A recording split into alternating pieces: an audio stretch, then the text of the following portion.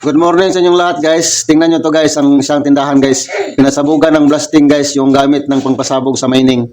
Tingnan nyo ang mga pangyayari guys. Oh.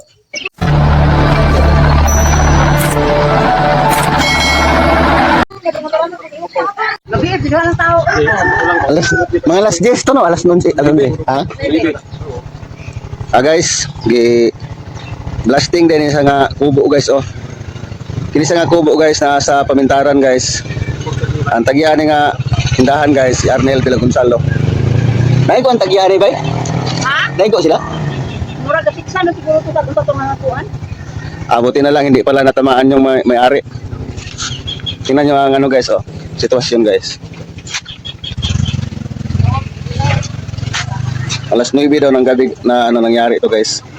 Tingnan nyo ang bubong guys, oh, puro butas. Pati yung mga dingding nila sa ano, yung kurtina. Blasting ang ginamit guys, yung panggamit sa mining ang pinasabog. Sa harapan lang to ng barangay hall guys, Pamintaran, Maragusan, Davao de Oro guys.